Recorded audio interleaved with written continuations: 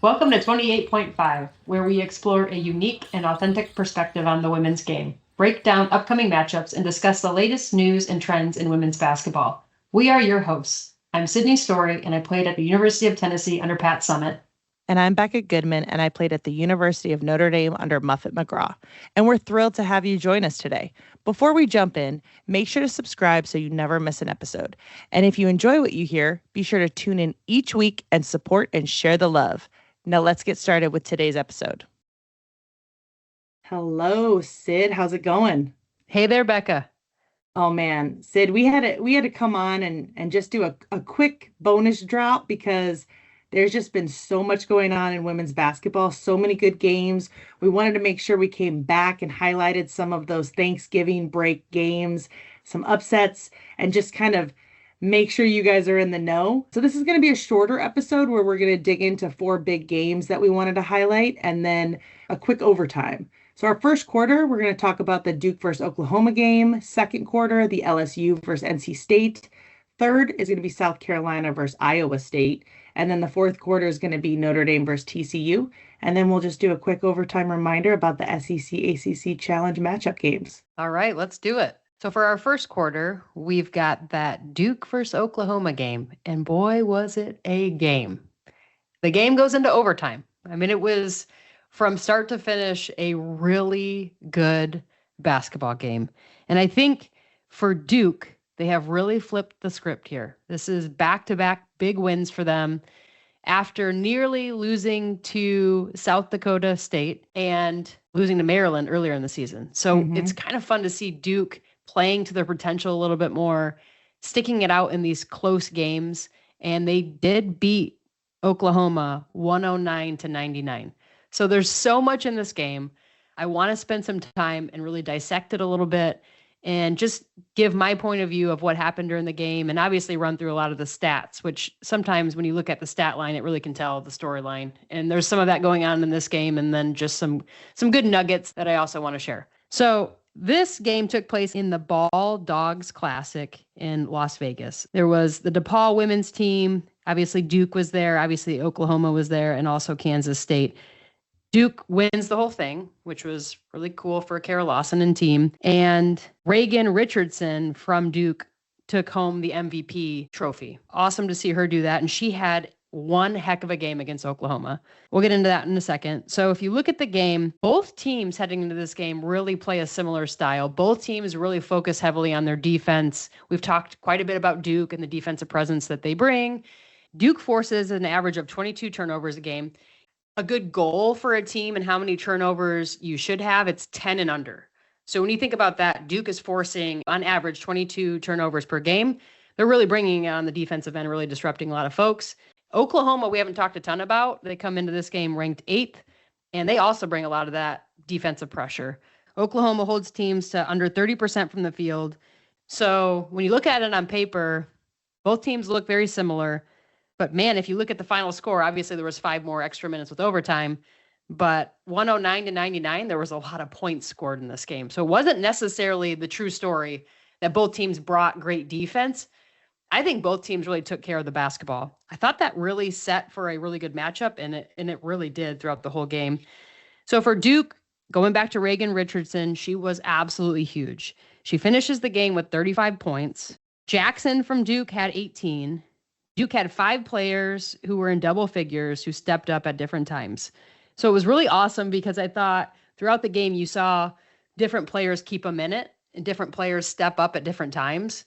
Reagan pretty much did the entire game. Not going to say anything bad about her in this game. I thought she played amazing. Both Wood and Richardson really kept a minute in the first half. Wood had 8 points in the first quarter. She only finished with 13, but her 8 points in that first quarter were huge. She was 6 for 6 from the field in the first half. Oklahoma really shut her down in the second half. I thought that was an awesome halftime adjustment by Coach Jenny. In the second half, they just shut Wood completely out of it. And then Duke, for the most part, when you watch the game, Duke was very patient in their half-court offense. And I think Duke is going to be very dangerous throughout the season if they can bring the defensive presence that they bring, and then they also can dictate what they want on the offensive end. I thought Reagan played really well out of that situation. A few Duke players really did. So that was fun to see Duke turn up their offense like that. Duke only had 15 turnovers in the game. Again, a good goal is 10. That's like a stretch goal for a lot of teams. 10 turnovers in a game isn't a lot. So to have 15, not horrible, right? And I thought for the most part, Duke really took care of the ball. Oklahoma had 18. So they also took care of the ball decent, but 18 turnovers is kind of a lot there. So on the flip side, if you look at Oklahoma and what they brought, Reagan Beers is on this team, right? So transfer. she is that Oklahoma State transfer we talked about and highlighted at the very beginning of the season. And it was the first time, honestly, that I had watched her play this year. Man, does she have that big body presence. Yep, absolutely. And a mismatch issue for Duke. Her footwork, Reagan Beers, is amazing to watch. There was one time she attacked from the high post. She spun around her defender and laid it right in. It was smooth. And for a big body like that to be smooth around the basket, to have great footwork, I was like, wow, this girl can play, right? Really living up to the hype. And then all of a sudden, the next possession, she's out there draining a 3-ball. Yep. I was just going to say, and then she extends it out and knocks down the shot. Like, yeah. That's a problem. A huge matchup problem for a lot of teams. So I thought that was really fun to watch. And she played pretty well, right? Reagan finished with 26 points. So not a bad game for her. Oklahoma really lives on that top-down, high-low game, really trying to use Reagan. You'll see her try to pin folks, try to get that positioning for lob passes. They'll extend her out where the user set screens where she'll screen and pop because she can drill that 3-ball. So again, it's hard to guard her, right? You got to have that versatile defender as well to be able to step up and shut her down. Oklahoma had 4 people in double figures. Big person to highlight on the Oklahoma side was Peyton Verhulst. She has an amazing mid-range game. She had 29 points in the game. She made oh yeah. She's really great. I mean, I thought this player, she stepped up. Maybe it was one of her best games she's ever played, but I don't know. But she was huge in this game for Oklahoma. She made a 3 in the corner as time expired to get him into the overtime. Right. So I thought Duke had it in the bag. They just needed one more stop. She drills a 3. They go into overtime. She had a double-double on the game. She also had 10 rebounds. So just a huge player for Oklahoma. And if you look at Peyton and Reagan and Skylar, 3 big players for Oklahoma, you realize why they were ranked 8th in the country. They've got some scoring capability out there and some experience out there. So they get down in the first half by 11 points. And you can tell that whatever was said at halftime, Oklahoma was ready to go. They had a sense of urgency to start the second half. They looked like a different team almost. And Oklahoma was able to tie it up. They chipped away. They were able to tie it up with 4:45 to go in the game. It was such a battle down the stretch. Both teams, back and forth, were answering each other. Oklahoma would hit a 3. Reagan would come down on the Duke side and drill a 3. Then it goes into overtime. Like I said, there was a 3-ball hit in the corner from Oklahoma to send them to overtime. And really the story of the overtime 5 minutes was Reagan Richardson for Duke. She comes out, she scores back-to-back buckets in OT. Duke pretty much ran away with it at that point. They ended up winning by 10 points. And so to outscore a team by 10 points in just a 5-minute span, especially a good team like Oklahoma, kudos to Duke. I think that they're going to be one of those teams this year that everyone's going to have to circle, especially if they get put in their bracket come NCAA tournament time, because I think they're capable of shutting down teams. They've got some really good scorers that are capable of scoring like Reagan and what she does on the Duke side. So it was a great game. I mean, from start to finish, this one was a really good one. Duke built that first half lead, but Oklahoma certainly did not go away. And I think Oklahoma also is going to be a pretty good team to watch this year, especially now that they're in the SEC. That's going to be really interesting to watch them against South Carolina and LSU and everything that the SEC can bring. So that's going to be fun. And the SEC better watch out because they've got Texas and Oklahoma now that are going to be coming, trying to get that SEC title and really make a splash in the SEC tournament and SEC play. So that's going to be really fun. And I think Oklahoma is more than capable of hanging with all those teams. So that's going to be an interesting one. But hats off to Duke for pulling away with the win there and ultimately winning the Ball Dog Classic in Las Vegas. Very cool. It's, as you mentioned, it will be interesting to see Oklahoma play against other bigs at LSU, South Carolina, Texas, stuff like that, especially when you have somebody like Reagan Beers who can step back to the 3, also take it off the drive. You know, she can handle it. So those versatile bigs are a problem, as we'll see kind of coming up for all these other games, right? So Jumping into our second quarter, we're going to highlight the LSU versus NC State game.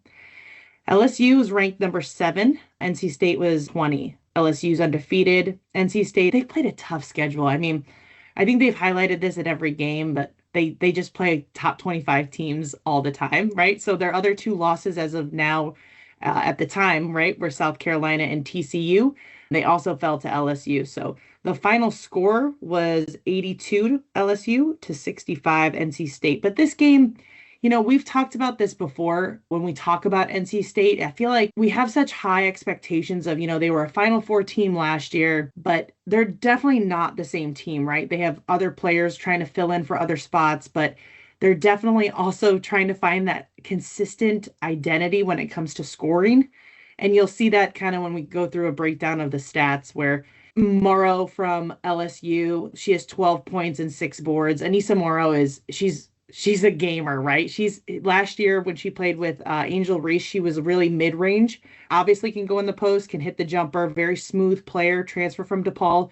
But this game specifically, and this is the first time we've really watched and dug into an LSU game, but she was like an Angel Reese. She went back inside, posting, sealing, getting those little bunnies, but just way more efficient, right? Because she has that touch from the mid-range that she could even, step back, do a pull-up, mini jumper, stuff like that. Her touch around the basket really shined, especially in the first half. 12.6 boards. Michaela Williams had 11 points, and NC State had James, who had 10, and Brooks and Rivers with 8 each, right? But a halftime score being 42 to 29, it really doesn't set the stage when you look at the breakdown, right? So free throws, both teams 100%. LSU 6 of 6, NC State 4 of 4. But dude, the rebounds at halftime, NC State had 6, LSU had 24. That's huge. That's insane. NC State, man, they got to pick it up. That's crazy. They absolutely have to figure out a way to win the battle inside, whether they're one and done, turn and box. They got to figure that out. And what comes with that rebounding battle is the difference in the points in the paint. So again, NC State had 6, LSU had 16. So that just tells you how many offensive boards they got, where they put it right back. NC State was limited to one and done. So that kind of set the stage for what the second half would be. A lot of the same, honestly. Anissa Morrow was posting up inside. I will say Kaylin Gilbert from LSU came in off the bench. She had a nice 12 points, finishing on the drive, getting out in transition. Falaje Johnson had 16 points to chip in. Anissa Morrow finished with 20 points, 15 boards. And again, transitioning over to the NC State side, right? You have Rivers, she finished with 21, and Brooks and James each had 12 and 13. So again, you have these big time names who put up big time points for LSU. And then you have NC State kind of just chipping in, not getting much production off the bench. And then the shooting percentage for the game, LSU was 52% from the field, while NC State was 36. 3-pointers, again, LSU's 50% from 3, right? 7 of 14, solid, right? Any coach will tell you, I would love to be 50% from the 3-point line and only take 14. That is knowing when to take a good shot, knocking it down and making it a great shot. NC State was 9 of 26 for 35%. Last two things to highlight. Rebounds, they didn't make up for that at the second half at all. They finished LSU 44 to 24 for NC State. The interesting part is, and maybe when people think or hear about this, LSU had 21 turnovers to where NC State had 13. So you would think LSU, they're turning the ball over, NC State should be getting it out on the break. But when you look at the amount of shots taken per game, NC State just wasn't as efficient. They didn't knock those down. They were one and done, where LSU might have turned the ball over, got it back, missed a shot, got a rebound, made a bucket, point in the paint. LSU really brought that level of intensity that reminded me of Ole Miss. I know we haven't really highlighted LSU that often, but they were smothering the ball. They were jump trapping, trying to get out in steals in the passing lane, or the passing lane for a transition layup. So it was a tale of, LSU just kind of being consistent through all 4 quarters, where NC State, again, was just trying to match their intensity, and didn't really happen. So again, that final score was LSU 82 to NC State 65. Yeah, NC State, they've lost a few here down the stretch. Tough schedule for sure. For sure. They're not just playing the cupcakes like some of these other teams. They're playing some tough teams, but really coming up empty-handed a little bit. So interesting to see how they bounce back from all these losses here. All right, let's step into our third quarter. We've got South Carolina versus Iowa State. And let me tell you, I thought this one was going to be a lot closer going in, but it really was South Carolina's ball game. From the very start to the very finish, they dominated this one. So South Carolina won 76-36. As we all remember, South Carolina was coming off of that butt kicking from UCLA. Yep. So they were ready to go. You can tell from a scouting report, defensive perspective, they knew their matchups, they knew their personnel, and defensively, they absolutely shut down Iowa State. Iowa State had 3 points after the first quarter. 3 points. Yeah. I was gonna pause for like 3 seconds just to, but I got nothing. Yeah, it was tough for sure to watch. And it's during a game that is on Fox at 1:30 Eastern on Thanksgiving Day. I mean, it was a huge primetime spot for women's basketball, and great for Dawn Staley. I mean, South Carolina held their own. I just thought Iowa State could have brought a little bit more, which was disappointing to me because that's such a primetime spot, and people are flipping through channels, maybe taking a little break from football. And in that domination, they went on a 32-0 run in the first half.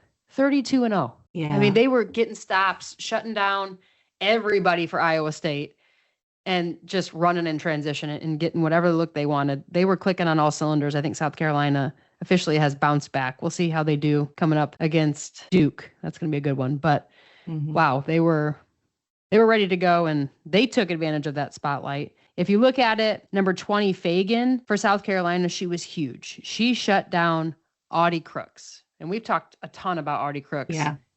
Another big post player who is capable of dropping 30. And she came out, and when she was guarding her, right, a couple other people had to guard her when she was in and out of the game, but she really shut down Audie. Audie didn't really have an answer when she was guarding her, to be honest. And then Iowa State really, if you watch them, they packed it in on defense. You can tell that their game plan was to try to slow South Carolina down, but they really had no answer for their transition game. And then when South Carolina was on the offensive end in the half court setting, Iowa State packed it in, and South Carolina, they were hitting their threes. They were moving the ball. They were playing together again. Again, looked a lot different than they looked against UCLA, and they were able to score at will almost. So not that great for Iowa State. And we've mentioned, right, Iowa State is they've been in the top 10. They've had close calls, and they've had a couple upsets, honestly.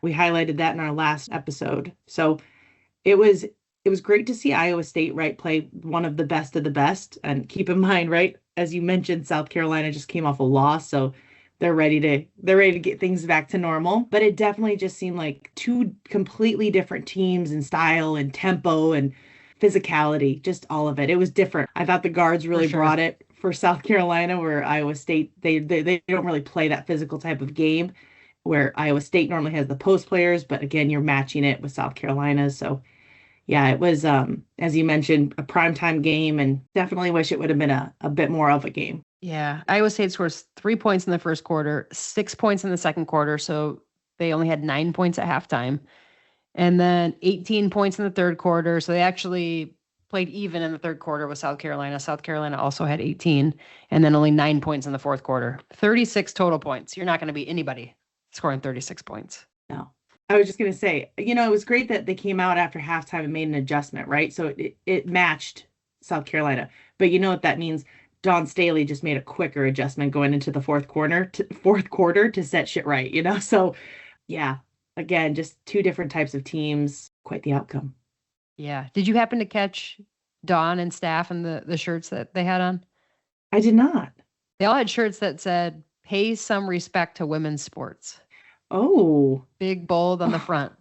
They were interesting. How did I miss that? Yeah, I think I was looking at the score. Like, is this real? Right. They were in, and they were green shirts with lime green lettering that said that, and then the back said, "Respect the hustle, respect the legacy, respect the now, respect the next." Dude, so really interesting shirts. I feel bad I didn't respectfully see that, and it's lime green. Like, what the heck? Sorry. Sorry. That's awesome. Yeah. So I mean, there's shirts and sweatshirts that are for sale by Playa Society and the Cash App. So just an interesting, maybe a little NIL action. Yep, for sure. Yeah. This interesting nod to women's sports there. And Dawn always trying to stick up and Yes, absolutely. advocate for equality there, which is pretty cool to see. All right, Becca, take us into our final quarter here. Jumping into this fourth quarter. We had our number 3 Notre Dame play number 17 TCU in the Cayman Islands Classic. This game was interesting in the sense of, you mentioned in the South Carolina Iowa State game, they had Iowa State played one really good quarter.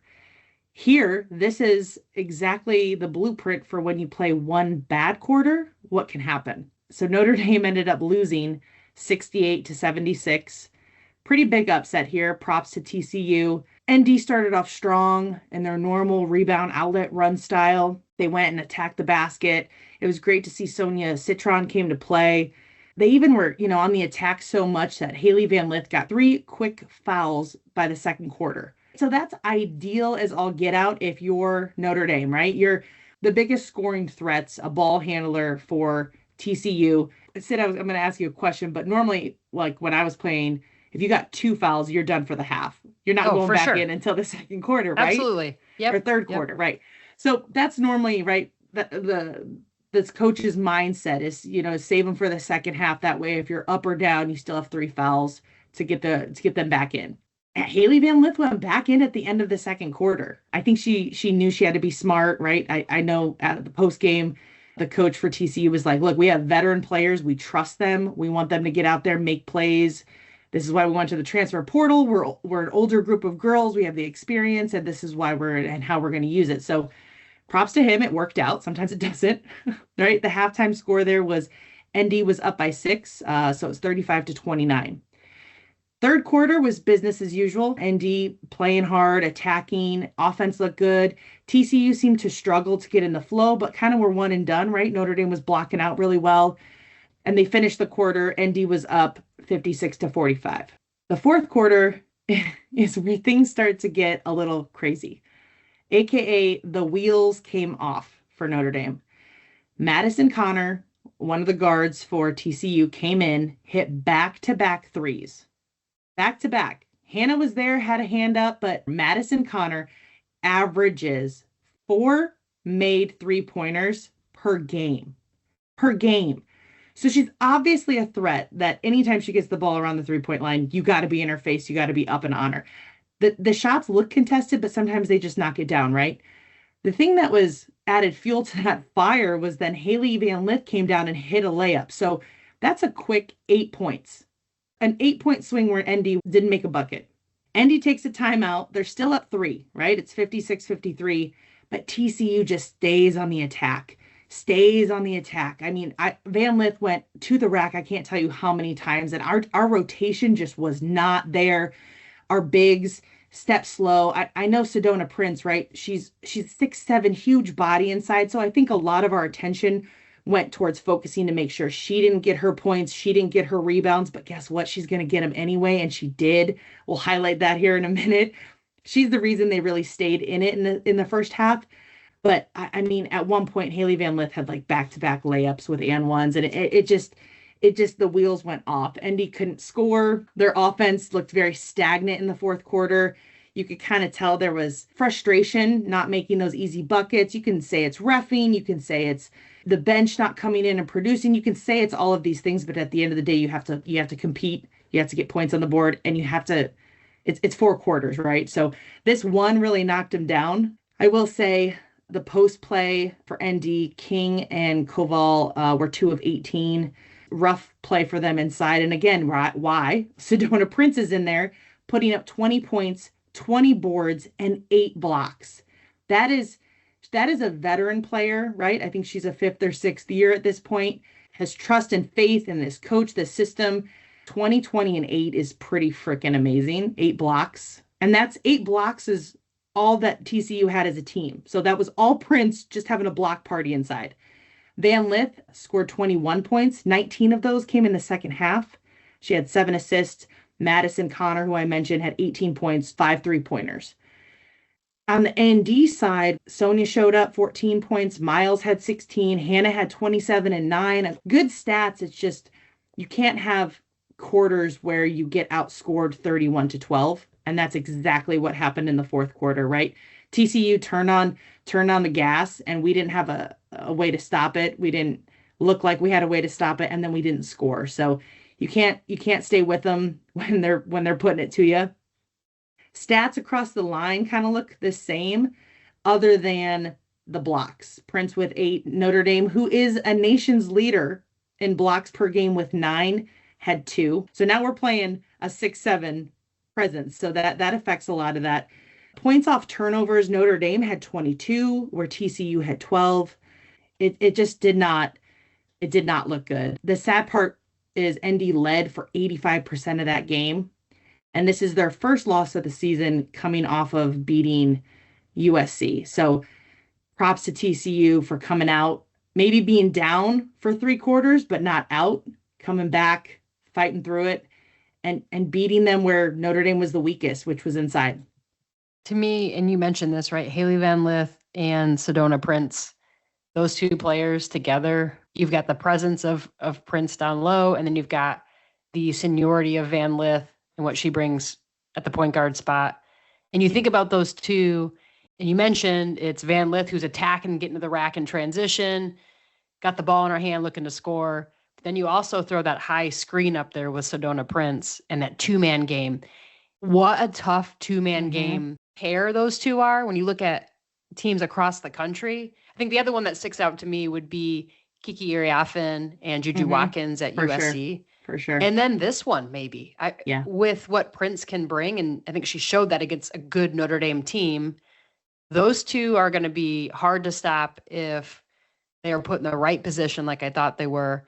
And I really just think Van Lith put that game on her back in that fourth quarter. She was the one that had the ball in her hands and controlled the game in the fourth quarter. And I thought that was pretty clear when usually you see Hannah Hidalgo and Olivia Miles together doing that on the Notre Dame side. I think they got a dose of their own medicine and what a good point guard can bring, especially down the stretch. And I think it's fun to see Van Lith stepping up the way she is, because I don't think we saw that a ton last year when she was at LSU. Sure. Yep, for sure. And we know she's capable of it because she did it when she was at Louisville also. So to see her having huge minutes like she has so far this year, I think is fun for the game, because TCU is capable of beating anybody in the country at this point, because they just beat Notre Dame. And to me, Notre Dame was one of the more hot teams and better teams to try to stop right now. And I think they, because of that fourth quarter, were able to get it done. Yeah. And when you mentioned the 2 game with Lith and Prince, then you add Madison Connor, just a knockdown 3-point shooter. So say you try to double, say you try to rotate over, you can't leave her on the wing when she makes 4 every game. That is 12 points solid from her, no matter what. Real quick, because ND is a top seed here, and they're in the Cayman Islands, they played the following day against Utah, and they also lost that game. Utah won 78-67. It was a completely different ND team that I had seen all season long. Liv was bringing the ball up a lot more. Hannah was playing off, struggling to score, a lot of standing and watching on offense. I feel like sometimes when we get tired, we stand, we watch, and we watch whoever has the ball go one-on-one style, and Liv was doing that a lot. I mean, it was a good tournament for Citron to kind of get back in the swing of things offensively. We mentioned she had 14 in the TCU loss. She had 22 versus Utah. But again, just another bad quarter for the Irish. This time it was in the third. They went 2 for 11 and just absolutely never got back in the flow offensively. Utah has a new coach. We mentioned in our previous episodes, Coach Gavin Peterson. He replaced Lynn Roberts, who took the LA Sparks job. And currently Utah is 3-1 under him, and they just beat the number 3 team. So props to him for coming in, and props to Utah for just bringing it. They didn't see the number. They didn't see who they were playing. They just knew they had to set the tone, and they absolutely did. I do want to highlight ND's short bench, right? We only have 2 subs that kind of rotate in and out. They had a total of 8 points over the 2-game tournament. So again, having a short bench and not having any type of like consistent production point-wise coming in, it's a struggle, right? You get your starting 5 in, whoever subs in gets a break, but you need to have something. They need to give something. So I know Niall had mentioned could be tired. We're maybe, we're in the Cayman Islands, the first time for a lot of girls who are out in the islands, but it's still business, right? You still go there to win, play games, get better. So I think this is something that we're gonna see them bounce back from, I'm hoping, right? They got some big games coming up that we're gonna mention in our overtime. But I do just want to say they're dying for Maddie Wesveld, Liza to come back. I mean, there's people on that bench that are supposed to return by ACC play or January. So I know they're looking forward to that, just as there's a lot of pieces that we need a bit more consistency from. So had to highlight ND and those two L's because they're the number three, kind of what we did about Iowa State last episode, a top 10 team kind of taking two L's. So hope to see them get back on track here. How crazy is it this year? We've talked about the parity and these players that are capable of scoring 30 plus. But when you look at it, back to that TCU game, you look at the point production across a lot of these players from both teams. I mean, there's a handful of kids that are capable of taking games over. And then you see a TCU matchup versus a Notre Dame, and you think in the back of your head, Notre Dame should have this one. But if one or two players, like there was no post presence really for Notre Dame that they needed, it can swing the game the other way. And it's so much fun because any matchup across the entire year, either team could win. And I think that is more true in our game than ever. So it's interesting, right? You tune in because you just never really know who's going to win at this point. Yeah. And props to, teams like Utah who might not even be in conversations for top 25, but to go up against a number 3 team who just, held Juju to 24. The Utah Utes had 4 players in double figures, right? So that's what you talk about production. And to add to it, 19 of those came off the bench. So they have people subbing in, being productive, contributing to the cause, and right. And there's different ways. I'm not just saying that's points, right? You can come in, be a defensive stopper, block out, rebound. But yeah, it's crazy to see this year and just the amount of upsets every week. That's why we got to do these bonus drops, Sid, because stuff just pops up and we have to talk about it because it's the news. It's juicy. We're watching the game, so I mean, it might be juicy to you. This one was a bit salty for me, but yeah. Oh yeah. All right, so let's go into our overtime here. Should be a quick overtime. We really want to highlight the SEC ACC Challenge matchup games that are happening this Wednesday, December 4th, and Thursday, December 5th. So take us through a couple of those, Becca. Yep. So Wednesday, December 4th, Oklahoma, who we just mentioned, had a great game against Duke. They play at Louisville. That'll be a good matchup just to see. I think you got blow for blow going there, right? The style of play that Louisville has. I think it's going to be a good game. Also, Wednesday, December 4th, Florida State plays at Tennessee. Sid, I'm going to pass it to you. Thoughts on that one? All season, I haven't really been able to talk Tennessee Lady Vols a ton yet. And really, I've been waiting for a Power 4 conference matchup because we haven't really played a tough schedule yet. And we've been, for the most part, handling teams. But this is going to be really interesting to see how the Lady Vols show up and if the style of play that Kim Caldwell is forcing her team to play, if it really can compete against good top-tier talent. Do I think Florida State's top-tier talent? No. But do I think they have a ton of athletes that are capable of competing and it's going to give Tennessee their real first test? I do. So I'm really interested to see how that shakes out. So what Tennessee's doing is they sub 5 in, 5 out throughout most of the game. So they really play a lot of even minutes. They have one girl that started every game. Dude, this is so like AAU style. It's AAU style. They're throwing fresh bodies out there constantly. They're trying to get up in full court press the entire game. They're trying to play fast, up tempo, looking for the 3 ball, looking to run up the scoreboard. And I think that's going to be really interesting against some of these good teams. And you're playing an ACC matchup, Florida State. Can they easily break your press? And that's part of your game plan. Can they slow you down on the offensive end? Do you have an off shooting night? And that makes a big difference for Tennessee because they're looking to run and gun and shoot a lot of threes. Really going to be telling on this one. So I'm excited to highlight this one on Friday's drop. Awesome. And then jumping to Thursday, December 5th, we have Stanford at LSU. And then we also have Kentucky at UNC. Both of those solid matchups. Kentucky at UNC, I think is going to be great. We've talked a ton about what Kentucky brings with Georgia Amore and Kenny Brooks and the style that they bring. I think UNC also has been tested already, right? They played against UConn. They've had some big matchups, but this one's a good one. This one's a showdown, if you ask me. So I'm looking forward to watching that one. Then the next one, Becca, that we wanted to call out for the SEC ACC challenge is Texas at Notre Dame. Yeah, I'm hoping to see Notre Dame do a huge bounce back. This is going to be a pretty top tier matchup after the 2 games and the Cayman Islands come back in the States at home. I want to see kind of us go back to Notre Dame basketball, our normal identity.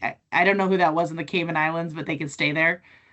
So let's bring it back home. Have a good game against Texas. Also, I'm also excited to see Texas. We haven't really highlighted them a bit, but it'll be good to see them, especially against a team like Notre Dame, to see what they have to bring. Another game on the 5th, which rounding out our day here of the 5th, is Ole Miss at NC State. We've talked about Ole Miss's defense and NC State kind of struggling to get that offensive production. So it'll be good to see how that all works out. I think those are a strength and a weakness that might get the better of one team here. And then the last one we've got for Thursday, December 5th is Duke at South Carolina. This one might be the headliner. I really think Duke is capable of throwing solid punches at South Carolina. The game's at South Carolina, so I think that helps the Gamecocks a little bit there. But certainly Kara Lawson's going to have her Duke Blue Devils ready to go for this one. This one continues to put Duke on the map if they're capable of knocking them down in Columbia, South Carolina. All right. Well, that concludes our bonus drop here and the 4 big games we wanted to highlight from the previous weekend, as well as those SEC ACC challenge matchup games. We will also be dropping an episode on Friday for our normal schedule, where we're going to highlight some of these games that are going to happen on Wednesday and Thursday, and then maybe hit with another bonus drop next week. We'll see. There's so much to cover, and we want to make sure that we're covering all those good games there. Absolutely. Let's dig into this, see how it goes, and we'll be back with some more info for you. So stay tuned. All right. We'll talk soon, Beck. All right. See you, Sid.